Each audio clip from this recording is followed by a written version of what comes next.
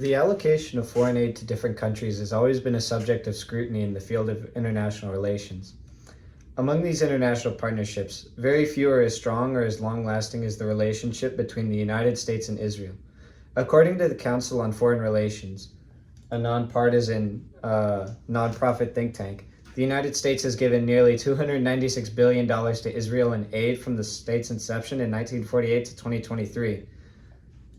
And after the recent passing of the $95 billion foreign aid package, with $26.38 billion being apportioned to Israel, it is safe to say that despite increased pressure for a ceasefire and the ceasing of Israel's settler colonialism, the allocation of such substantial foreign aid to Israel underscores the perpetuation of what the international community perceives as an unjust and oppressive system of apartheid. First, let us look at the section of apportionment to Israel itself. According to Reuters, the bill allocates funds as follows. $5.2 billion to replenishing and expanding Israel's missile and rocket defense system, $3.5 billion to purchasing advanced weapon systems, $1 billion to enhance weapons production, $4.4 billion to supplies and services provided to Israel, and $9.15 billion to humanitarian aid. With a sizable portion of the spending going to humanitarian aid, one would assume that the bill provides at least some substantial positives to the people of the Gaza Strip, who have endured months of endless bombing campaigns. However, the bill prohibits allocating funds to the United Nations Relief and Works Agency, providers of support to 6 million Palestinian refugees, presumably following the Biden administration's initiative to temporarily pause funding UNRWA pending a UN investigation into Israel's claims that 12 of the agency's 30,000 employees participated in the October 7th attacks. With the U.S. being historically the UNRWA's largest donor, Democratic Senator of Maryland Chris Van Hollen warns, preventing the UNRWA from procuring funds would have dire consequences for those in desperate need of aid in the Gaza Strip. If you cut off funding from UNRWA and Gaza entirely, it means more people will starve, more people won't get the medical assistance they need, and so it would be a huge mistake to cut them off.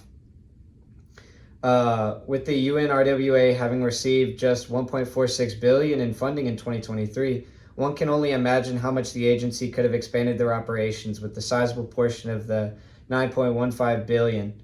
However, we can now only imagine how much their operations would shrink without the hundreds of millions of dollars the U.S. would pledge every year until the sanction is lifted in 2025. Edward Said once said, "Look at these situations as contingent, not as inevitable. Look at them as the result of a series of historical choices made by men and women, as facts of society made by human beings, and not as natural or God-given, therefore unchangeable, permanent, irreversible." Many forget that Palestinian subjugation is not a new topic in the sphere of civil rights activism. In fact, many international civil rights leaders were advocates for the liberation of Palestinian people long before now. 3 years after the dismantling of the South African apartheid state, Nelson Mandela was elected president in the 1994 all-race elections. During a speech in which he was expressing his gratitude to the aid and support of the international community, he extended the mission of South Africa to, the mission of liberation in Palestine as well, saying the following. Despite these calls for Palestinian statehood, however, the United States has continued to give unconditional aid to the state that has continued to deny Palestinians the right to self-determination and governance.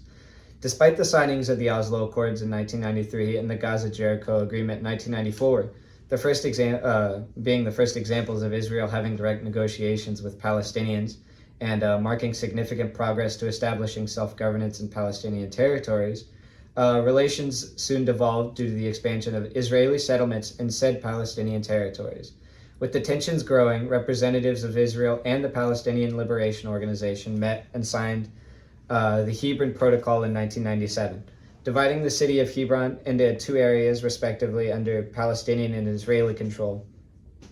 The protocol failed at addressing the underlying issues between the Israeli government and the Palestinian people, however, as the Second Intifada erupted in the 2000s.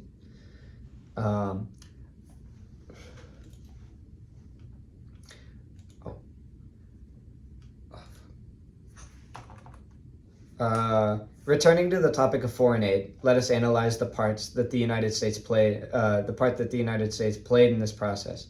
Despite calls for Palestinian self-determination and statehood by both globally recognized civil rights leaders like Nelson Mandela and popular Palestinian movements themselves, the United States continued in their endeavor to provide the Israeli government unabated, unconditional military and economic aid. According to the Council on Foreign Relations, the United States provided approximately $62.7 billion in military and economic aid to Israel between 1990 and 2000. I call this aid unconditional because despite the Israeli government's clear and consistent contempt for Palestinians' right to self-governance, as well as their efforts to expand Israeli settlements in Palestinian territories, the United States continued to provide the Israeli government with a steady stream of economic and military aid. This foreign aid has provided Israel the security and resources necessary to expand their settlements in the West Bank and East Jerusalem, and thus their subjugation of Palestinian citizens. More recently, the U.S. government has also shown either contempt or a complete lack of care towards the multiple humanitarian organizations that have vocally expressed their concerns with the Israeli state's treatment of the Palestinian population. For example, Human Rights Watch, Amnesty International, and BT Salem have all posted reports, extensive reports, detailing the extended apartheid state and the Israeli government's continued subjugation of Palestinian people. Even the International Court of Justice has ruled that Palestinians had a, quote, plausible right to be protected against genocide, and required Israel to prevent genocide against Palestinians in Gaza and prevent and punish incitement to commit genocide. In Clause 80 of the ruling, the ICJ states that Israel must take immediate and effective measures to enable the provisions of urgently needed basic services and humanitarian assistance to address the adverse conditions of life faced by Palestinians in the Gaza Strip. However, Amnesty International argues, in the 3 weeks following the ICJ order, the number of trucks entering Gaza decreased by about a third, going from 146 a day 3 weeks prior to an average of 105 a day over the subsequent 3 weeks.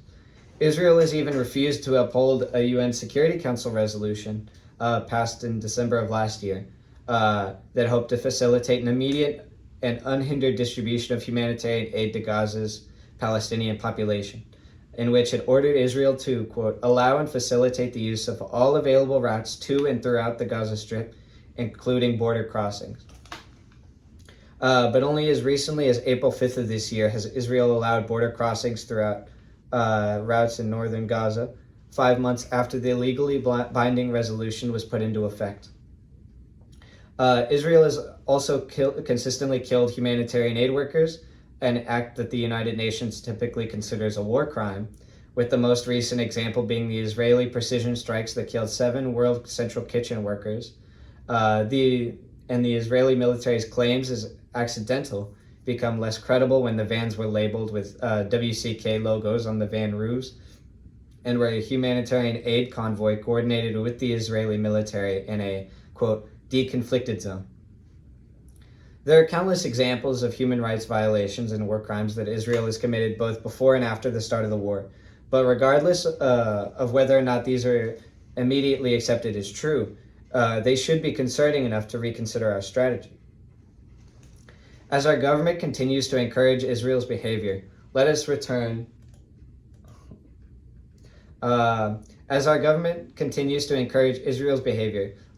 to the Biden administration's eagerness to dish out a year-long sanction to the United Nations Relief and Works Agency from receiving federal aid. After 12 of their 30,000 employees were accused of aiding in the attacks of October 7th, and that, according to the Israeli government, more than 10% has ties to militant groups. Despite the fact that even an independent review of the organization and its leadership found no substantial evidence to back such claims. If a humanitarian organization that has been providing aid to Palestinians in dire conditions since the first Nakba in 1949 can be treated with such strict and immediate scrutiny under such allegations, let us treat the Israeli government with the same scrutiny. Halt all unconditional foreign aid. demand a ceasefire, and launch a full-scale investigation into the actions of the State of Israel. According to Al Jazeera, the Israeli military is killing Palestinians at an average of 250 people every day, a rate that massively exceeds the daily death toll of any other major conflict of recent years. Every moment that our politicians spend either ignoring or actively encouraging the actions of the Israeli government, the Palestinian population continues to die to compounding factors of starvation, thirst, sickness, or being buried under the rubble of their own homes by the American-funded Israeli missile systems.